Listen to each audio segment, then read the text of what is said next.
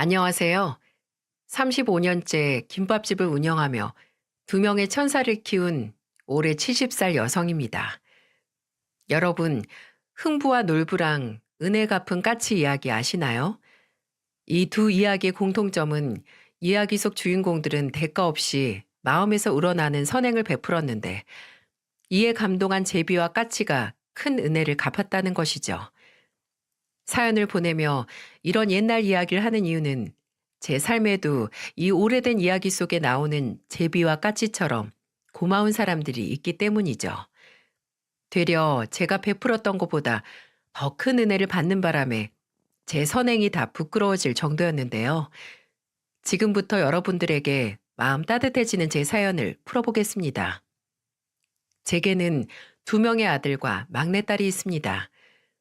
저와 제 남편을 닮아서 그런지 아이들 모두 순하고 사춘기가 언제 왔다 갔는지도 모를 만큼 예민한 시기도 잘 지나갔죠. 그리고 나이 차이가 얼마 안 나면 남매들끼리 자주 싸우기도 한다죠. 하지만 제 아이들은 첫째와 둘째가 3살, 둘째와 셋째가 2살 차이로 나이 차이도 얼마 안 나는데 크면서 싸움 한 번 한 적이 없을 정도로 사이가 좋았답니다. 그런데 이렇게 평화롭던 우리 집에 느닷없이 큰 불행이 하나 닥쳤습니다. 바로 첫째 아들이 10살 무렵에 백혈병 진단을 받았던 거죠. 첫째 아들이 백혈병 진단을 받았을 때 저와 남편은 집으로 들어와 얼마나 울었는지 모릅니다.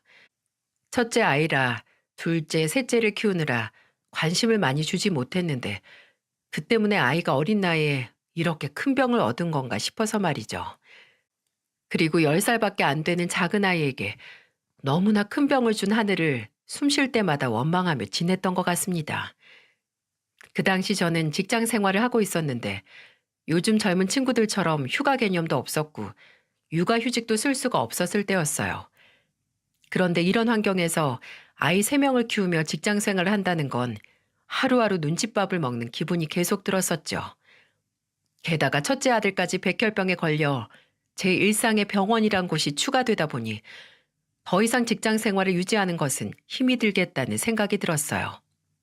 그래서 저는 결국 오랜 시간 다녀왔던 직장을 퇴사하고 한동안 첫째 아들과 병원에서만 생활했습니다. 그 당시 점점 핏기 없이 하얘지는 첫째 아들을 보며 매일 밤을 눈물로 지새웠죠.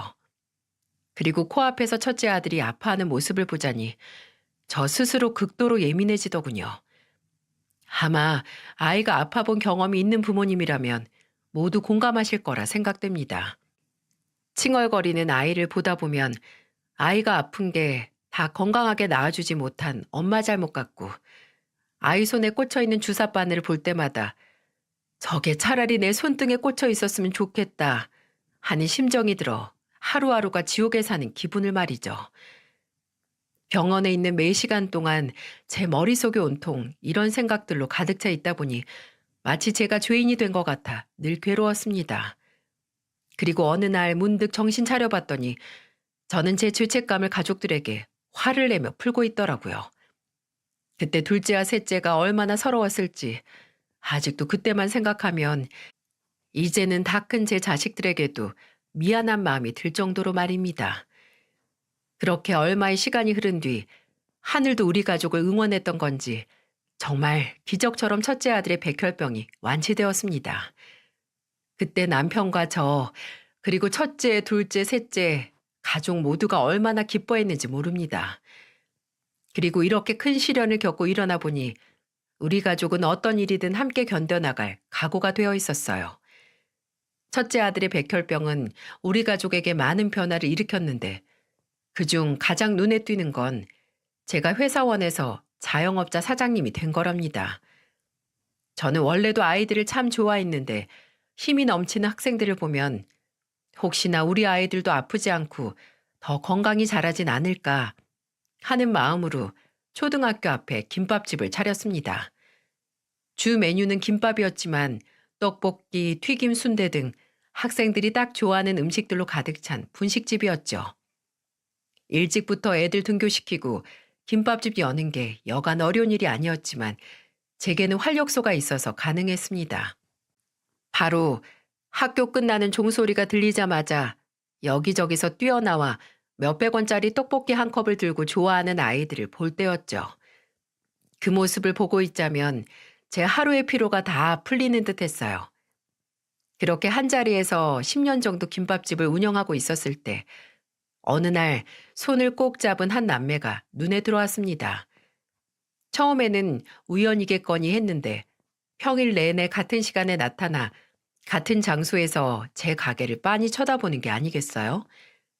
하루는 가게 마무리를 도와주려고 남편이 김밥집으로 오던 길에 남매를 발견했고 제 이야기를 기억했던 남편이 남매에게 말을 걸려고 했는데 후다닥 도망을 갔다고 하더라고요.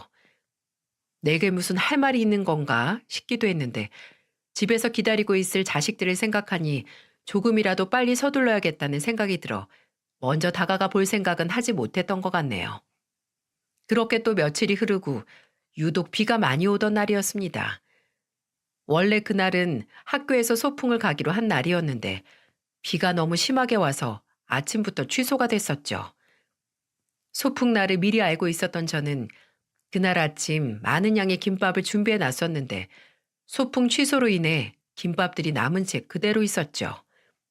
저는 그 김밥들을 보며 집에 가서 애들 주면 되겠다라고 생각했고 어차피 손님도 없는데 빨리 집에나 들어가야겠다면서 가게를 정리하려 했습니다. 그런데 그때 어김없이 같은 장소에 서 있는 남매를 발견했어요. 그런데 웬걸? 오늘은 그 남매가 저희 가게로 걸어오는 게 아니겠어요? 남매가 제가 있는 가게로 한 걸음 한 걸음 다가올 때 저는 아이들의 모습을 보기 위해 유심히 살펴봤습니다. 그리고 아이들이 가까이 다가올수록 남매가 입고 있던 옷이 제 눈에 확 들어왔죠. 아이들을 보고 있자니 부모가 옷을 잘 안 빨아입히는지 꾀재재한 옷에 머리는 대체 언제 감았고 세수는 언제 한 건지 말이 다 안 나오더라고요. 남매가 점점 다가와 제 바로 앞에 섰을 때 오빠로 보이는 아이가 제게 이런 말을 하더군요. 안녕하세요, 아주머니. 혹시 저 김밥들 남은 건가요? 어? 어. 오늘 학생들이 소풍 간다고 해서 잔뜩 싸놨는데 비가 많이 와서 소풍이 취소되는 바람에 그대로 남았지 뭐니.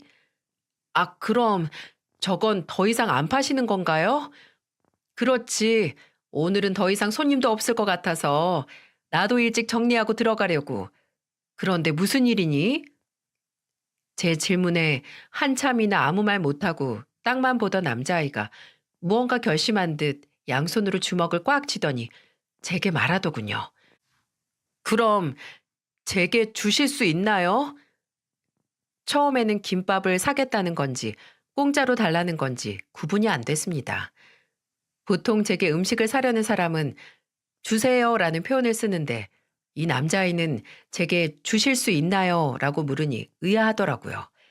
그래서 저는 확실하게 물었죠. 이 김밥을 그냥 달라는 거니? 네. 혹시 남아서 버리시는 거면 제게 주셨으면 하고요. 멀쩡한 거 말고 저기 김밥 옆에 터진 것들 저런 거 주셔도 돼요. 남긴 했지만 제 아이들을 가져다 줄 거여서 잠깐 망설이던 찰나에 남매 행색이 다시 제 눈에 들어왔죠.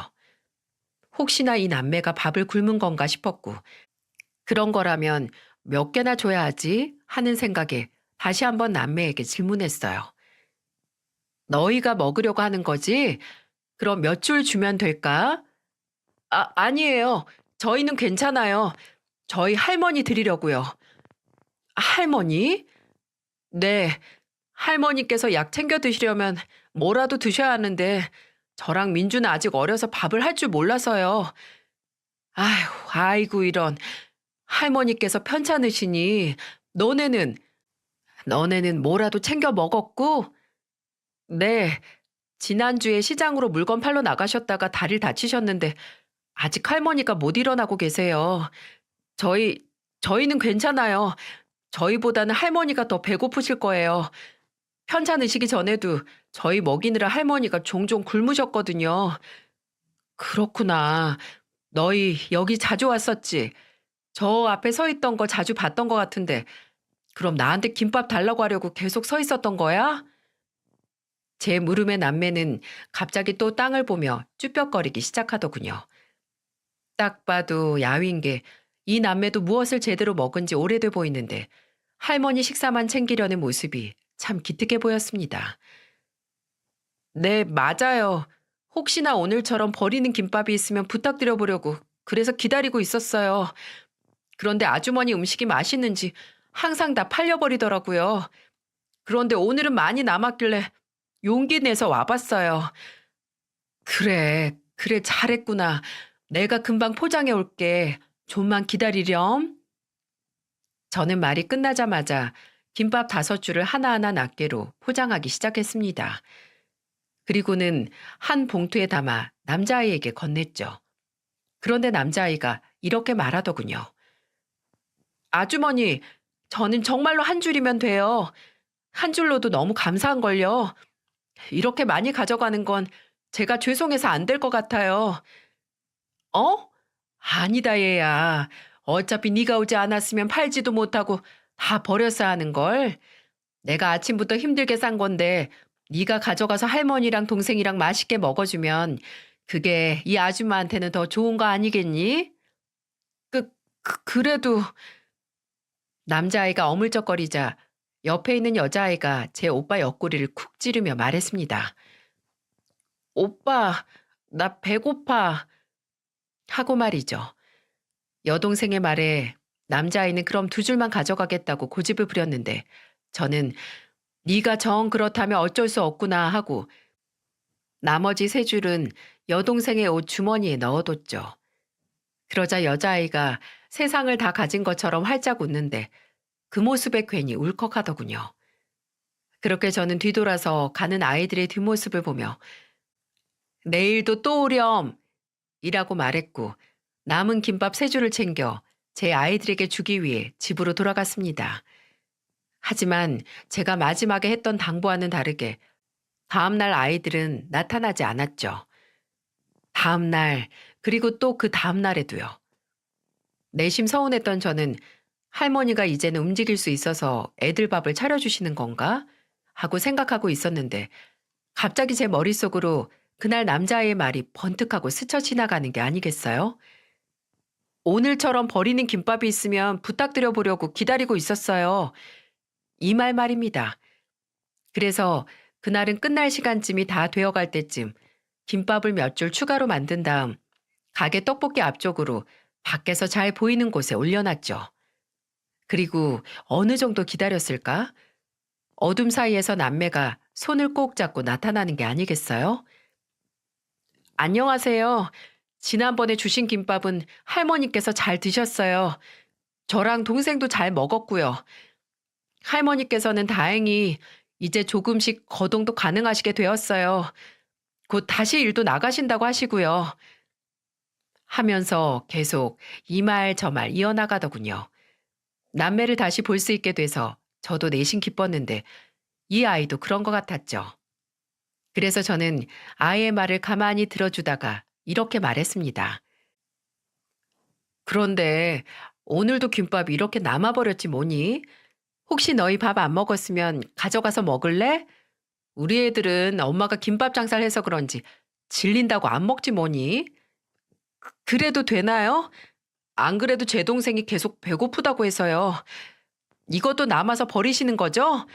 이번에도 저기 옆구리 터진 김밥으로 주세요. 그럼, 그러니까 부담 갖지 말고 편하게 먹으렴. 그런데 꼭 남거나 옆구리 터진 김밥만 먹어야 하니?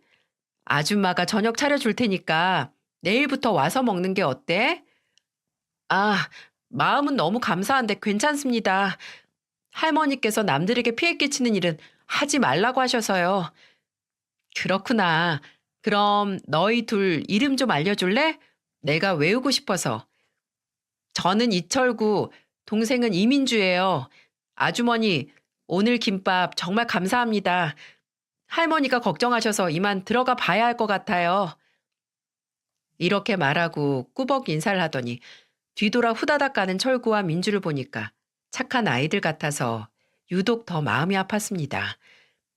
그리고 그 뒤로도 3번 정도 아이들이 더 다녀갔었죠. 그리고 어느 날 점심시간이 지났을 때 철구와 민주 할머니께서 제 김밥집으로 오셨습니다. 그리고 꾸깃꾸깃 접힌 지폐 몇 장을 꺼내시더니 제게 그걸 건네시는 게 아니겠어요? 그러면서 철구와 민주에 관해 이야기해 주시는데 저도 모르게 속이 상하더군요. 철구와 민주 아버지는 알코올 중독자인데다가 술만 마시면 아내를 폭행했다고 하네요.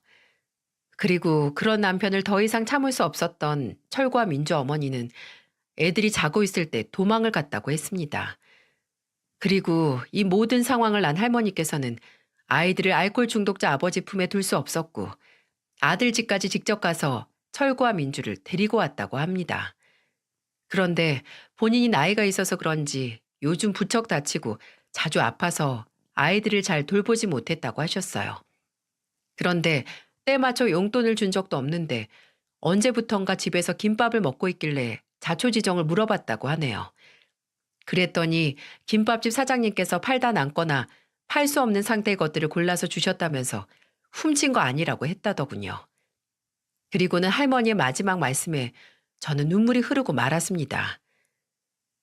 그런데 애들은 아직 어려서 잘 모르는데 저는 알 수 있었답니다. 마음씨 좋은 사장님께서 일부러 아이들을 위해 남은 음식인 척 주셨다는 것을요. 이 김밥집에서 우리 집까지 아이들 걸음으로 꽤 걸리는데 집에 와서도 따뜻하게 먹을 정도였으면 아마도 사장님께서 아이들한테 주기 직전에 만드신 게 아닐까 생각했거든요. 그리고 여기서 꽤 오래 김밥을 말아 오셨을 텐데 김밥 옆구리가 그렇게 많이 터질 리가 있나요? 김밥이 터질 만큼 안에 재료도 꽉 차게 넣으셨던걸요. 정말 고마워요. 아니에요. 당연한걸요. 자식 키우는 엄마가 어떻게 굶고 있는 아이들을 그냥 두고만 보나요? 저는 당연한 일을 했던 것뿐인걸요. 마음 같아서는 가게 안에서 따뜻한 국물에 밥 한 끼 챙겨주고 싶은데 매번 거절하니 무슨 방법이 없을까요? 할머니랑 이야기하던 중 저는 좋은 방법을 하나 생각해냈습니다. 바로 할머니가 다듬어서 시장에 파시는 나물을 제가 사는 걸로 하고 아이들한테는 나물값 대신에 밥을 차려준다고 하는 거였죠. 그 당시 할머니께서는 몸이 아주 편찮으셔서 실제로 나물을 다듬거나 하시지 못했지만 아이들한테는 그렇게 말해서 부담을 덜어주기로 한 거였습니다. 아이들 할머니께서는 제게 연신 고맙다고 제 손을 잡으며 말씀하셨고 실제로 할머니께서 기운이 있으신 날은 나물을 다듬어서 가지고 오시곤 하셨죠. 이런 제 방법은 통했는지 아이들은 그 뒤로 김밥집에 와서 저녁을 먹었습니다. 아이들이 집에 가는 길에 제가 반찬이나 할머니 저녁 식사도 챙겨서 보냈고요. 그 당시 저도 넉넉한 형편은 아니었지만 제가 할 수 있고 또 제일 자신 있어 하는 음식으로 누군가에게 따뜻한 밥 한 끼를 대접할 수 있다니 그걸로도 전 세상에 둘도 없는 부자가 된 기분이었습니다. 또 고맙게도 남편과 제 아이들 3명도 다 제 뜻에 따라주었죠. 그렇게 남매에게 밥을 해준 지 언 6년 정도 되었을 때, 그러니까 철구가 15살, 민주가 13살 되던 해 할머니께서는 돌아가셨습니다. 6년이란 시간 동안 남매 할머니와도 정이 많이 쌓였던 터라 할머니 장례까지 저희가 도와서 치렀었죠. 이제 철구와 민주에게 가족은 우리 가족들 뿐이었습니다. 그렇게 저는 아들 2명, 딸 1명에서 어느 순간 아들 3명, 딸 2명으로 5명의 엄마가 되어 있었죠. 저와 남편은 철구와 민주 학교 입학식이며 졸업식에도 다 참석했고 어딜 가든 철구와 민주 보호자 역할을 자처하며 같이 다녔죠. 이런 제 모습을 보면 제 자식들 3명이 질투를 할 수도 있었겠지만 하나같이 다 심성이 착해서 그런지 오히려 저보다 철구와 민주를 더 챙기고 들어 항상 감사한 마음뿐이었죠. 가지 많은 나무 바람 잘 날 없다라는 말이 있듯이 5명이 되는 아이들을 살피며 하루하루 지내고 있을 때 예상 밖의 일이 일어났습니다. 제 생에 가장 슬프고 수년이 지난 지금까지 생각만으로도 제 가슴이 찢어지는 것 같은 일이었죠. 바로 둘째 아들이 하늘나라로 먼저 떠난 일입니다. 둘째 아들은 27이라는 이른 나이로 그 당시 30살이었던 제 형보다도 일찍 결혼했습니다. 둘째 아들이 데려온 며느리는 당시 32살이었는데 아들과는 5살 차이였죠. 너무 이른 나이에 아무 준비 없이 결혼 생활을 시작하는 것 같아 저와 남편은 반대했어요. 하지만 자식 이기는 부모 없다고 결국 저희가 백기를 들었고 결혼식은 진행되었죠. 그런데 웬걸? 둘째 아들은 저와 남편의 걱정과는 다르게 굉장히 잘 지내더라고요. 저랑 남편 앞에서 말 그대로 깨가 쏟아질 정도로 붙어 있는 바람에 저희가 아유, 징그러우니 좀 떨어져라 하고 장난을 칠 정도였으니 말입니다. 하지만 두 사람의 행복을 하늘이 질투했던 건지 둘째 아들과 둘째 며느리 사이에서는 아이가 태어나지 않았어요. 한 번의 유산 경험도 있었는데 그 뒤로 점차 둘 사이도 멀어지게 된 듯 보였죠. 유산으로 인해 우울증이 온 며느리는 정신이 어디 팔려있기라도 한 듯 여기저기 돌아다니고 갑자기 이것저것 물건들을 거침없이 사들이더군요. 어느 날 둘째 아들 집에 가봤더니 가격표를 떼지도 않은 옷들이 거실에 뭉텅이로 쌓여 있고 며느리는 그 옆에서 술만 마시고 있더군요. 그때 그 장면은 아직도 잊혀지지 않을 정도였죠. 그리고 나중에는 둘째 아들이 절 찾아와 아내가 우울증으로 쇼핑 중독과 알코올 중독이 같이 왔는데 빚도 쌓이고 아내 건강도 점점 나빠지는 게 보여요. 그런데 이 모든 게 다 내 잘못인 것 같아. 집에만 들어가면 숨쉬기가 힘들어요. 라고 말하더군요. 게다가 아내가 저만 보면 유산된 아이가 떠올라서 힘들다고 해요. 그러면서 저한테 이혼해달라는데 어떤 게 옳은 선택인지 모르겠어요. 라고 하더니 펑펑 우는 게 아니겠어요? 그때 저는 정말 하늘이 원망스럽더군요. 제 아들도 아들이지만 아이를 잃은 며느리의 슬픔이 오죽 심했으면 저럴까 싶어서 말이죠. 제가 며느리를 어르고 달래도 보았지만 확고했던 며느리는 결국 제게도 이혼을 원한다며 본인 뜻을 들어달라고 사정하더군요. 그래서 며느리를 위해서라도 원하는 선택을 해주기로 하고 제 둘째 아들을 설득하고 있었습니다. 그런데 자식 마음은 부모도 모른다고 둘째 아들은 이혼을 진행하던 중에 홀로 외로운 길을 선택했죠.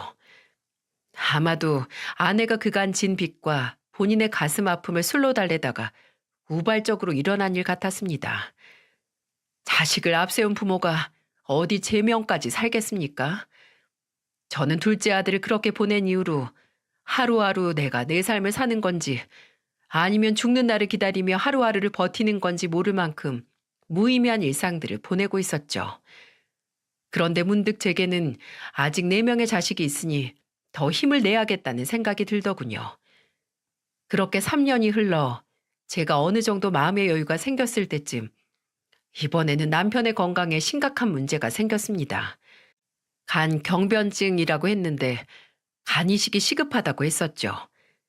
그간 남편이 복수가 차는 것 같다는 느낌도 받았다 하고 다리도 좀 붓는 것 같다며 자주 말했었는데 자식들이랑 일에 정신 팔려 남편의 건강을 신경 쓰지 못했습니다. 그런데 생각해보니 3년이란 시간 동안 둘째 아들의 죽음 이후 저는 슬픔에 장사도 안 나가고 집에서 펑펑 울며 마음껏 슬퍼도 해봤습니다. 그러다 분이 안 풀리면 집안에 있는 걸 다 집어던지면서 대성통곡도 했었어요. 그리고 그뿐이게요. 제 눈치를 보며 멀뚱히 있는 남편에게 당신은 감정도 없어? 아들이 죽었는데 아무렇지도 않아? 라며 막말도 퍼부었죠. 그런데 남편이 아프고 나서 생각해보니 저는 둘째 아들의 죽음에 마음껏 슬퍼라도 했지만 남편은 그러질 못했더군요. 가장으로서 남은 자식들을 살피고 또 자식 잃은 아내를 달래주느라 정작 남편은 슬퍼할 순간이 없었던 거죠. 그리고 그러다 보니 속병이 나서 갑자기 이렇게 건강이 악화했나 싶더라고요. 참, 제가 나쁜 아내죠. 자식을 잃었는데 어찌 아빠라고 아무렇지 않을 수 있었겠습니까? 이 착하고도 바보 같은 사람은 그저 속으로만 울고 있었던 건데 그걸 모르고 그렇게 막말해댔으니 당연히 아프고도 남았겠죠. 그래서 저는 당시 아무 생각도 하지 않고 오로지 남편 건강에만 신경 썼던 것 같아요. 남편에게는 간 이식 외에는 다른 방법이 없었는데 첫째 아들은 원체 몸이 좋지 않았던 터라 간 공여자로 부적합했고 저와 딸은 남편과 혈액형이 달라 무리가 있었죠. 요즘은 혈액형이 달라도 가능하다고 하던데 그 당시에는 힘들었거든요. 그리고 혈액형이 같고 건강했던 둘째 아들은 3년 전에 하늘나라로 가버려서 저희에게는 희망이 없었죠. 그런데 그때 철구가 남편과 제가 있던 병실 문을 열고 들어와서 이런 말을 하는 게 아니겠어요? 아저씨, 몸은 좀 어떠세요? 아저씨, 제가 생각 많이 해봤는데 저도 공여자 검사 해보려고요. 아저씨랑 아주머니 덕에 저랑 민주 이렇게 잘 컸는데 저도 꼭 보답하고 싶어요. 아니다, 철구야. 내가 어떻게 네 간을. 아니야. 아저씨, 제가 이렇게 잘 큰 건 다 아저씨랑 아주머니 덕분이라니까요. 제가 친가족이 아니어서 거절하시는 거예요? 만약에 그렇다고 하면 저 너무 서운할 것 같아요. 그러니까 저 서운하지 않게 제 뜻 받아주세요. 라고 말이죠. 정말 생각지도 못한 철구의 이야기에 저랑 남편은 그 자리에서 철구를 끌어안고 펑펑 울었습니다. 10살도 채 되지 않았던 아이가 언제 이렇게 성인이 돼서 그간 은혜를 갚겠다며 그 큰 수술도 괜찮다고 하는 건지 정말 감사하고 또 감사할 따름이었습니다. 또 공여자 검사에서 수술이 가능하다는 통보를 받았을 때 저랑 남편보다 더 기뻐하는 철구를 보며 세상에 이런 천사가 또 어디 있을까 싶더라고요. 그리고 그날 밤 저는 남편의 병실에서 창밖을 보며 하늘에 계시는 철구 할머니께 오랜 시간 눈물로 감사하다며 인사를 했죠. 남편이 가족이 아닌 철구에게 간 이식을 받는 과정은 꽤 까다롭고 복잡했습니다. 남편과 철구가 어떤 관계인지 얼마나 오랜 시간 동안 관계를 유지했는지를 증명했어야 했었죠. 하지만 다행스럽게도 저와 남편은 철구의 중학교, 고등학교, 또 대학교 입학식과 졸업식을 모두 함께 했던 터라 그 당시 찍었던 사진과 몇 가지 내용들을 더 첨부해 수술을 진행할 수 있게 되었어요. 수술을 마친 후 저는 철구에게 달려갔고 마취가 풀려 비몽사몽인 철구에게 말했어요. 철구야, 고마워. 다 네 덕이야. 모두 네 덕이란다. 이렇게 무사히 나와줘서 정말 고맙구나. 난 행여 너한테 무슨 문제라도 생길까봐 얼마나 걱정했는지 모른다. 어린 너에게 이렇게 큰 짐을 지게 해서 미안해. 그리고 정말 고맙구나. 이 고마움을 어찌 갚아야 할지. 하늘에 계신 네 할머니께는 또 어떤 사죄의 말을 드려야 할지. 아주머니, 제가 어리다뇨. 이제 곧 결혼할 나이인걸요? 그리고 은혜라뇨. 아주머니랑 아저씨 없었으면 저도 지금 이 자리에 없는걸요. 제가 이 자리에 있을 수 있었던 건 다 두 분 덕분이에요. 그러니 당연히 이 일도 제가 해야 하는 거 아니겠어요? 전 형이나 누나가 가능했어도 분명 제가 한다고 했을 거예요. 그리고 저 수술 중에 꿈을 꿨는데 할머니께서도 제게 잘했다며 제 머리를 쓰다듬어 주시고 가셨는걸요. 이렇게 제가 은혜를 갚을 수 있는 기회 주셔서 감사할 뿐이에요. 이렇게 말하고는 마취가 덜 풀렸는지 스르르 다시 잠드는 철구의 얼굴을 저는 하염없이 만졌습니다. 그리고 자는 철구 위에 고마워, 고마워 철구야 라고 속삭였죠. 그렇게 철구 덕에 제 남편은 두 번째 삶을 살아갈 기회가 생겼습니다. 그리고 철구와 민주는 어렸을 적부터 입버릇처럼 저희는 아주머니 아저씨처럼 꼭 누군가를 도와주는 삶을 살고 싶어요. 그리고 할머니도 꼭 그러라고 하셨고요. 그게 두 분께 받은 은혜를 갚는 거라면서 말이죠. 저희는 최대한 많은 사람을 도와주는 것이 꿈이에요. 라고 말하곤 했는데요. 그 꿈을 이루기 위해서 그랬는지 철구는 소방관, 민주는 간호사가 되었습니다. 저로 인해 꼬마 같던 아이들이 누군가를 도와줘야 한다는 큰 꿈을 꾸고 그로 인해 본인들의 미래까지 결정하는 모습을 쭉 보고 있자니 괜히 제가 다 뿌듯하곤 했었죠. 그리고 철구는 소방관 일이 딱 천직인 듯 했습니다. 근무 날마다 무사하길 바라는 제 속도 모르고 어찌나 동해 번쩍 서해 번쩍 다니던지 가끔은 제 마음을 몰라주는 철구가 미웠던 적도 있었어요. 그런데 그때마다 아주머니가 저 어렸을 적에 워낙 잘 먹여놔서 제가 동료들보다 힘이 몇 배나 더 센 걸 어떻게 해요? 라며 능청맞게 웃어대는데 그 능청맞음을 이길 수는 없겠더군요. 그리고 민주도 간호사가 되기 위해 준비할 때 어찌나 열을 올렸던지 가끔 체열 연습하겠다며 바리바리 챙겨들고 가게에 놀러 왔는데 그때 저나 남편은 피해 다니기 바빴거든요. 그럴 때마다 아무것도 모르고 제 가게로 방문한 첫째 아들과 막내딸이 실험 대상이 되긴 했지만 열심히 하는 민주가 눈에 보였는지 다들 눈을 꽉 감은 채 팔을 내주었죠. 이렇게 모두 제자리를 잡아갈 때쯤 제 첫째 아들도 드디어 결혼할 여자를 데리고 왔습니다. 첫째 며느리는 첫째 아들과 빼닮은 외모에 누가 보면 꼭 남매처럼 보일 정도였어요.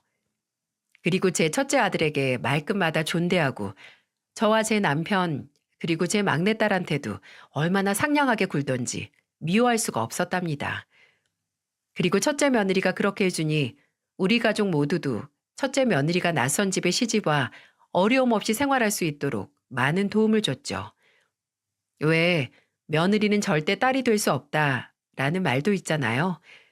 그런데 우리 첫째 며느리는 제게 간혹 엄마, 엄마 하며 부르는데 그 모습이 또 어찌나 예쁘던지요. 제 막내딸보다도 애교가 많아서 제가 딸 몰래 이것저것 선물해 주기도 했답니다. 첫째 아들이 결혼하고 1년이 좀 지났을 때 제게는 첫 손주가 태어났습니다. 이름은 하율이었는데 정말 눈에 넣어도 안 아플 정도로 예쁜 아가였죠. 그리고 그 아가의 100일 잔치가 있었던 날에 우리 집에는 또 한 번 큰일이 터졌습니다. 그날은 추운 겨울이었죠. 100일 잔치는 집에서 가족들과 간단하게 하고 싶다는 첫째 아들과 며느리의 뜻을 따라 다 같이 우리 집에 모여 있었습니다. 한 가족과 다름없었던 철구와 민주도 당연히 불렀는데 철구는 당직이 걸려서 못 왔고 민주는 조금 늦게 도착한다는 연락을 해왔죠. 그렇게 철구와 민주 없이 100일 잔치가 시작되고 식사를 하고 있었죠. 그때 첫째 아들이 100일 기념으로 친구가 떡을 해줬다면서 잠시 친구를 만나 떡을 가져오겠다며 나갔습니다. 한 30분 정도 흘렀을까? 첫째 아들은 떡을 들고 허겁지겁 뛰어들어오더니 친구와 길이 엇갈려 오래 걸렸다고 설명하더군요. 그러고는 화장실에 들어갔는데 안에서 계속 쿵쿵거리는 소리가 들리는 겁니다. 이게 무슨 소리인가 싶었는데 느낌이 이상했던 저는 화장실 문 안쪽을 밀어봤더니 글쎄 첫째 아들이 가슴을 움켜잡고는 쓰러져 있는 게 아니겠어요? 화장실 문이 첫째 아들의 허벅지에 닿는 바람에 활짝 열리지도 않은 상태였고 아무리 힘을 써도 꿈쩍 않는 문에 저는 그 자리에 주저앉아서 소리를 질러버렸죠. 제 소리에 놀랐는지 남편이 달려와 첫째 아들을 일으키려는데 아들은 점점 의식이 없어 보였습니다. 그때 딩동 소리가 들리더니 민주가 아주머니 하고 저를 부르는 소리가 들리더군요. 첫째 며느리가 급하게 문을 열어줬는데 민주는 집에 들어와서 저희 모습을 보더니 한 채의 망설임도 없이 화장실 쪽으로 다가왔습니다. 그리고 저에게 아주머니 119에 빨리 신고해 주세요. 빨리요. 라고 하더니 아들에게 달려가 심폐소생술을 했습니다. 그렇게 몇 분의 시간이 흘렀을까요? 민주는 제 몸보다 훨씬 큰 제 첫째 아들에게 땀을 뻘뻘 흘려가며 구급대원이 올 때까지 계속해서 심폐소생술을 했죠. 민주가 쉬지 않고 심폐소생술을 한 덕분에 첫째 아들은 다행스럽게도 구급대원이 오기 직전에 의식이 돌아왔습니다. 그리고 민주는 구급대원이 오자 상황을 설명했죠. 또 저랑 같이 구급차를 타고 병원까지 갔는데 그 사이 동안 제게 걱정하지 말라며 계속 저를 다독여줬고요. 첫째 아들의 조치는 생각보다 빨리 끝났고 민주와 함께 첫째 아들을 병원에서 데리고 나와 집으로 데려다 주었습니다.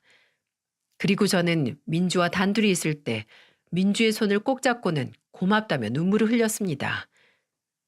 민주야, 너 아니었으면 동규 어쩔 뻔했니?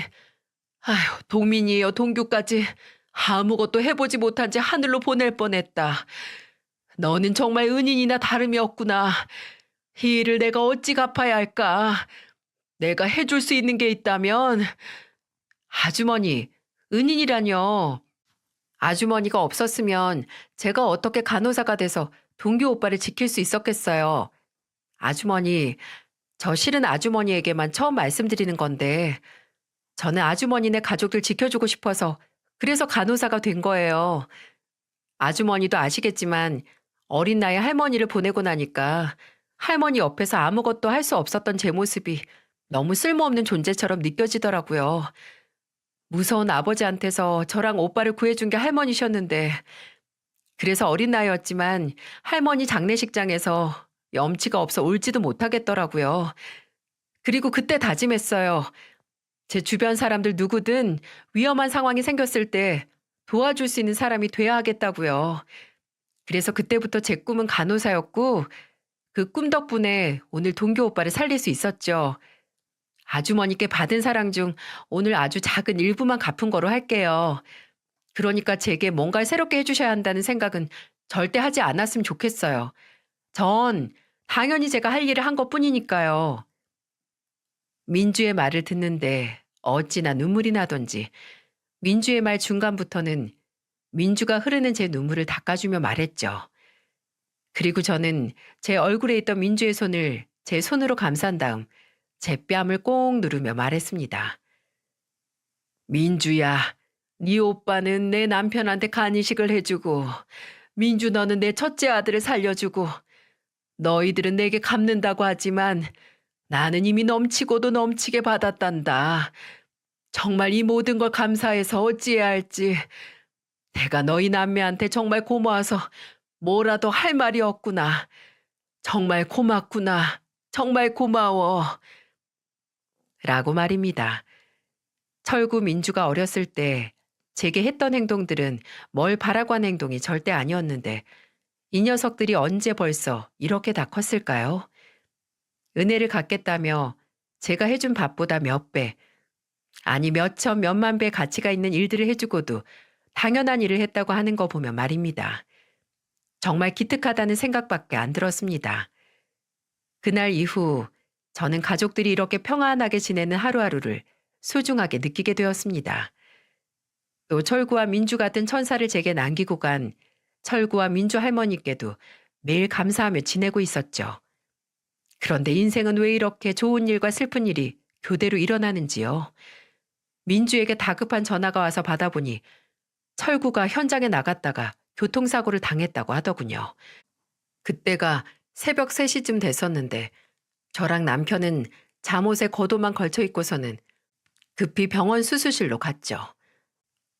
수술실에 가보니 민주는 수술실 앞 의자에도 앉지 못하고 의자 옆 바닥에 쭈그려 앉아서는 벌벌 떨고 있었어요. 민주야, 이게 무슨 일이라니? 철구는 어떻게 된 거야?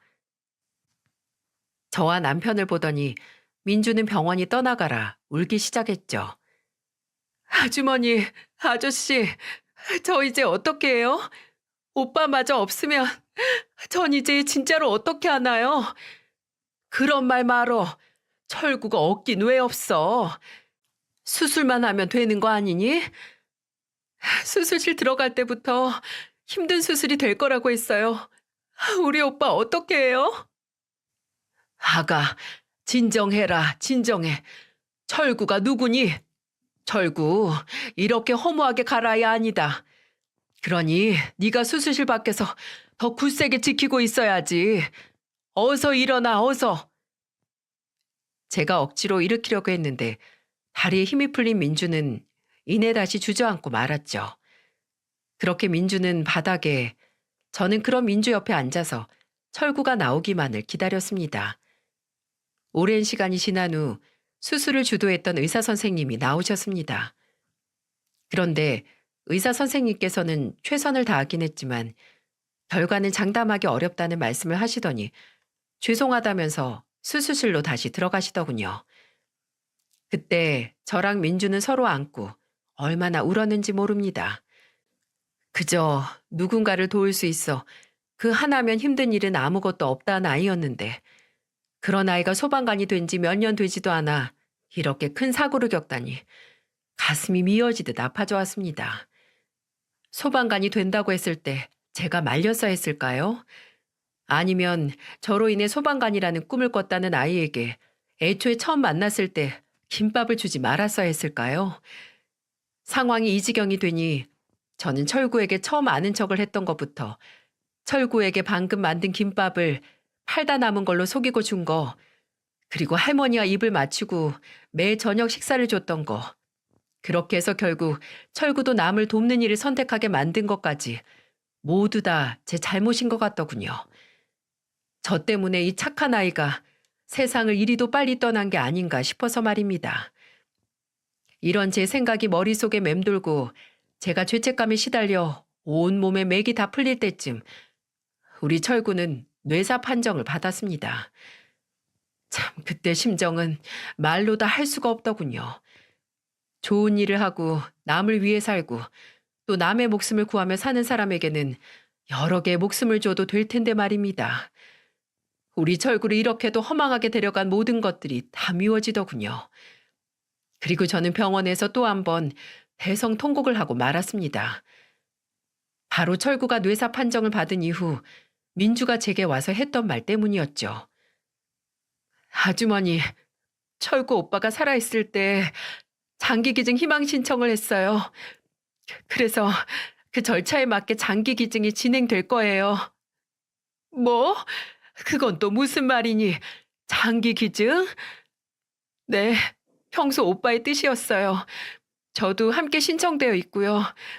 저는 오빠 뜻대로 해주려고 해요.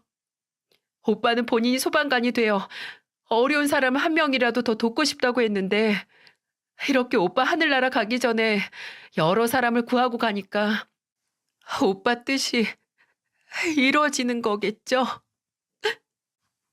말이 채 끝나기도 전에 훌쩍거리던 민주는 말이 끝난과 동시에 눈물을 뚝뚝 떨어뜨리기 시작했고 저는 아무 말도 하지 못한 채 그래, 철구 하고 싶은 대로 다 해주자. 마지막 가는 길, 그게 철구 뜻이라면 우리는 따라줘야지. 라고 말하고 민주의 등을 쓰다듬어 주었습니다. 그렇게 우리 철구는 4명의 환자에게 새 삶을 선물하고 영영 볼 수 없는 곳으로 떠나버렸어요. 항상 누군가를 돕는 게 본인의 사명이고 살아가면서 제일 뿌듯하다고 말했던 착하디 착한 아이였는데 마지막 가는 길까지 그 뜻을 이뤘으니 하늘에서도 마음 편히 있을 수 있겠죠. 그리고 철구와 작별 인사를 하고 1년이 좀 넘은 오늘은 바로 민주의 결혼식 날이었습니다. 민주는 제 오빠만큼이나 훌륭한 신랑감을 데려왔었는데 그 덕분에 저와 남편은 아무 걱정 없이 민주를 보낼 수 있었죠. 부모가 없는 민주를 대신해 민주 예비시댁에 양해를 구한 뒤 저와 남편이 상견례도 나가고 오늘 결혼식에서는 혼주석에도 앉았습니다. 그리고 제 오빠 손을 잡고 입장했으면 좋았을 테지만 오늘 제 남편의 손을 꼭 잡고 신부 입장을 했고요.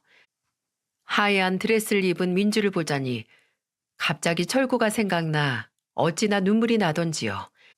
그래도 민주를 축복해주는 날이니 눈물은 최대한 참자 하고 버티고 있었는데 저는 예식의 어느 한순간 눈물이 터져버렸습니다. 바로 양가 부모님께 인사할 때였죠. 민주와 민주 남편이 제게 인사를 하고 그런 민주를 제가 안아주는데 민주가 제게 이런 말을 하더군요. 고마워요, 어머니. 라고 말이죠. 그때 저는 그래 내 딸아. 꼭 행복하게 잘 살아야 돼.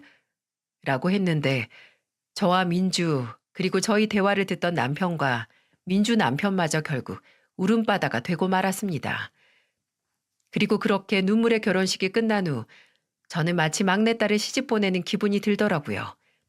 그래서인지 괜히 서운하고 허전하기도 하고 또 이렇게 잘 키워 결혼까지 시켰다는 감정이 북받쳐 올라 눈에는 하루 종일 눈물이 고여 있었어요. 그리고 어느 정도 제 마음을 진정시킨 후 이렇게 제 딸아이를 통해 사연을 적고 있습니다. 저는 평소에도 일기를 많이 쓰는데 오늘 문득 혼자 일기장에 자필로 적으니까 우리 철구가 듣지 못하는 건 아닐까 하는 생각이 들어서 말입니다. 오늘은 철구 동생 민주의 결혼식 날이었는데 오늘 민주의 결혼식만큼은 철구가 꼭 알았으면 해서요. 그래서 오늘은 용기 내어 평소 즐겨 듣던 사연튜브에 사연을 보내기로 한 거죠. 이렇게 많은 사람이 제 이야기를 들으면 전달되고 전달되어 혹시 하늘에 있는 철구한테도 닿지 않을까 하는 마음에서 말입니다. 왜 은희는 선행을 감추고 은혜를 입은 사람이 그것을 드러내야 한다 라는 말이 있잖아요. 저는 얼마 전 위 명언을 알게 되었는데 이 명언을 머릿속으로 되뇌다 보니 제 인생 그리고 우리 가족에게 큰 은혜를 주었던 철구 그리고 민주가 우리 가족뿐 아니라 많은 사람에게 알려졌으면 좋겠다는 생각이 들더군요. 어린 나이에 많은 고난을 겪고 또 그 나이에는 본인에게 다가온 선행을 당연하단 듯이 받아들일 수도 있었을 텐데 철구와 민주는 전혀 그러지 않았죠. 그리고 되려 마음속 깊이 기억하고 본인들이 받은 것 이상으로 남들에게 보답하며 산다는 이 천사 같은 아이들의 착한 마음씨를 널리 알리고 싶었습니다. 한 사람의 선한 행동이 다른 일을 선한 행동으로 만들고 여러 일반적인 선행이 모여 더 큰 선행을 만든다고 하던데 오늘 철구와 민주 이야기를 들은 사연투브 구독자 여러분들께서도 저와 꼭 같은 뜻이길 바라며 이만 긴 사연을 마무리하겠습니다. 제 긴 이야기를 끝까지 잘 들어주셔서 정말 감사합니다.